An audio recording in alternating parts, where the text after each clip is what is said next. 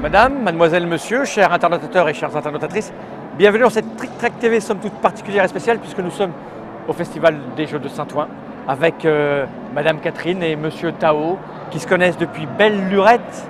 Hein, vous connaissez depuis lurette, mais belle lurette. Oui, depuis hein, belle lurette. Parce que vous êtes quasiment à l'origine du départ, du début du commencement de ce festival. Voilà, oui, nous, le festival a rencontré Catherine très très tôt dans le festival, puisque au début, quand on a créé le festival, on a essayé de trouver quels étaient les partenaires qui pouvaient nous aider sur le choix des jeux, sur faire des jeux judicieux, des jeux sympas, des jeux inconnus du grand public. Donc en cherchant, on est tombé sur une entreprise, Caracol, qui était l'entreprise de Catherine. Et Catherine, c'était la première fois qu'on rentrait dans un magasin et qu'on rencontrait quelqu'un qui nous faisait du conseil de jeu. C'est-à-dire qu'au lieu de nous dire prenez ce jeu-là, il nous a dit asseyez-vous, on va jouer et après on verra quels sont les jeux que vous allez prendre. Et donc nous on a adoré, donc on s'est mis à travailler et depuis maintenant ça fait pendant 20 ans. Le micro, dans le micro, il faut parler dans le micro. Pardon, ça si doit faire 20 ans. C'est un métier, voilà, elle répond. Il n'y a pas de problème. Oui, Tao, oui, Fal, cela fait 20 ans. À peine. Voilà. Et après, eh bien, d'année en année, on s'est dit, enfin voilà, la ville de Saint-Ouen s'est dit, et toute l'équipe s'est dit, eh ben, c'est bien, on achète des jeux, mais il y a l'art et la manière de les mettre en scène.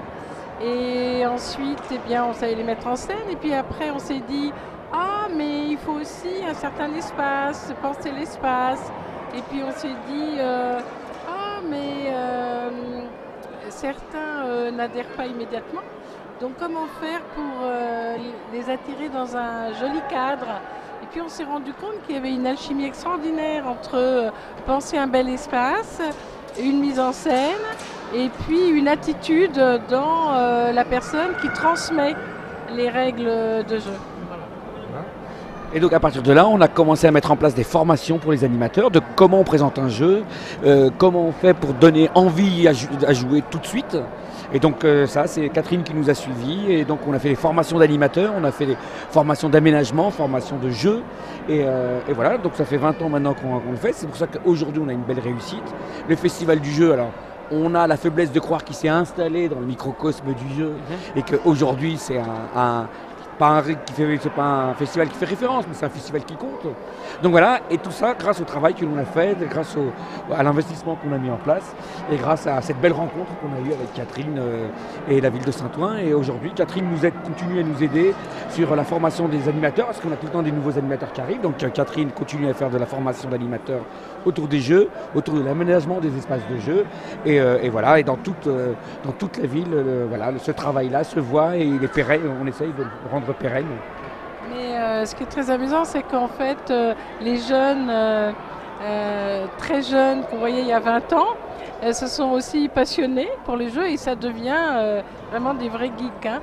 Là, on s'en rend peut-être pas compte là sur ce salon, mais nous on se rend compte, par exemple, quand on organise des soirées jeux à la ludothèque, les jeunes qui viennent nous disent « Ah, mais vous savez, on venait jouer petit et maintenant nous sommes devenus des geeks. » Et c'est vrai qu'il y en a qui viennent par trick-track aussi. Ah oui. Parce que, voilà, c'est-à-dire qu'il y a cette culture du jeu qui s'installe.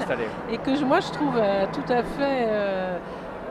fait extraordinaire. Parce que je pense que c'est la culture, ça s'installe à la base. C'est-à-dire que vraiment, il faut que tout le monde y ait accès pour qu'à un moment donné, ça prenne. Et moi, ce qui me sidère, c'est qu'on voit maintenant des gens ouvrir une boîte, un peu comme on voit en Allemagne à Essen, ouvrir la boîte, lire la règle et pouvoir jouer.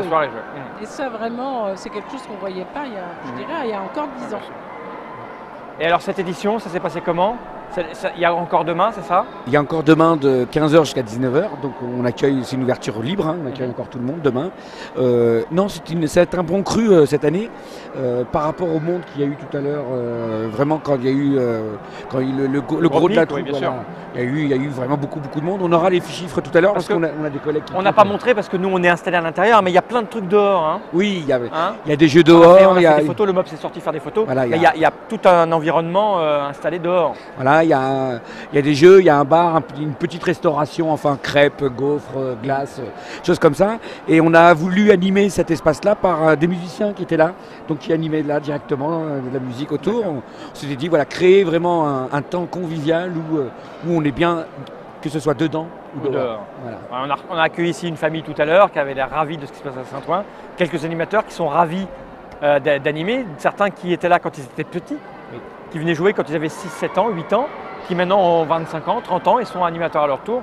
Et on sent bien que dans cette ville, il y a une envie, il y a un besoin, c'est un fil conducteur dans leur existence, le jeu, à l'école, en loisirs, dans les centres de loisirs, en association, en ludothèque. C'est un mouvement, quand on vient là et qu'on discute avec tout le monde, la volonté politique et autres, on se rend compte qu'il y a vraiment un truc qui est rare ailleurs. Je pense qu'après cette journée, ça va susciter des envies dans d'autres villes. Alors je ne sais pas comment ça va se traduire, mais en tout cas, vous avez fait un formidable travail pendant ces 20 années. Ces 20 années. Voilà, mais je pense qu'il faut vraiment croire aux bénéfices incroyables que peut apporter le jeu dans la vie d'un individu. Et que ce n'est pas une finalité en soi, que c'est vraiment quelque chose qui se prolonge partout. Et quand on pense que le jeu empêche par exemple de travailler, par exemple, eh bien il y a des bénéfices secondaires qui sont extraordinaires dans le jeu qui se mettent en place. Et on voit ça avec le bilan que font des enseignants. Quand on voit un prof de maths troquer 7 heures de cours de maths contre 7 heures de jeu et qui nous dit non, pas des jeux mathématiques, tous les jeux, parce que dans tous les jeux, il y a une démarche il y a un ressort mathématique, bien sûr. Et qu'il explique eh bien, que les jeunes s'apprivoisent aux exercices, à la rigueur et à l'effort après les séances de jeu. Parce qu'ils ont pris goût à la concentration, à l'effort, à l'ambition. Il y a une ambition. Ah oui, évidemment. Et voilà. Et c'est vrai que la ville de Saint-Ouen fait ce travail-là depuis 25 ans tout à fait remarquable. On espère, comme tu disais, que d'autres villes servira d'exemple et continuera à organiser cet événement. Mais il y a aussi, il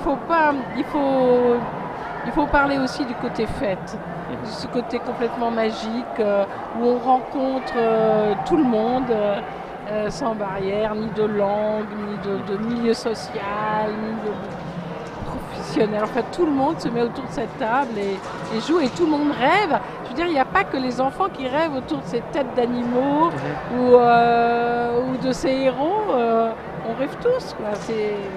C'est ça qui rend ça un peu magique. Enfin, voilà. Fal, merci. Mais de rien, de rien. D'être venu nous permettre de faire connaître d'exprimer ces lieux qui sont un peu loin, un peu retirés. C'est vrai. Non mais ça valait le coup, ça méritait. Et on a découvert un site industriel assez extraordinaire qui est classé en fait. En plus ici, oui, c'est classé, oui. Et donc c'est amusant de voir que ces sites industriels maintenant sont habités par du loisir. Les loisirs. Ce que devrait être la vie en permanence, voilà. Plutôt que du travail, du loisir. Ouais. Il y a encore du travail à faire pour en arriver là. Non, mais moi je pense que le jeu peut sauver le monde. J'y crois tout à fait. Probablement, c'est Catherine. Oui, le jeu va sauver le monde. Voilà, mais oui, oui Catherine. Moi, juste une petite chose à dire, ce que j'aime bien, là juste sous nos yeux, et on a des animateurs, ça fait 10 jours qui jouent 5 heures par jour. Ouais. Et là c'est un peu la fin de la journée, et ils sont tous autour de jeu, ils ont été en train de jouer. C'est ce que nous disait Julien qui a observé depuis tout à l'heure. Oui. Il lui disait, ouais, j'ai compris le truc des t-shirts. Alors les t-shirts jaunes connaissent les règles des carrés jaunes, voilà. Les t-shirts bleus du carré bleu, les verts du carré vert. Et là, regarde, les mecs, quand les t-shirts jaunes ont été dans les carrés verts, parce qu'ils ne connaissent pas les jeux du carré vert, pour apprendre à jouer dans le carré vert. C'est ça l'ambiance à Saint-Ouen, au festival de Saint-Ouen. C'est les gens ont envie d'être là et de jouer et d'apprendre et de passer à côté de rien. Exactement, et je pense qu'il faut les arrêter. Ils sont en train de jouer tout seuls. Ouais, ils sont là-bas, ils sont à 4 en train de ils s'auto-forment entre eux, c'est assez rigolo. Je pense que là, ils ne sont plus dans l'information, ils sont dans le jeu. Oui, ils sont dans le plaisir. Voilà. Là, on ne transmet bien que les choses que l'on fait avec passion. Exactement. C'est là-dessus qu'on va se quitter. Merci Tao. Merci Catherine. Attention, ne bouge pas tout de suite. On va envoyer le générique, regarde. Générique.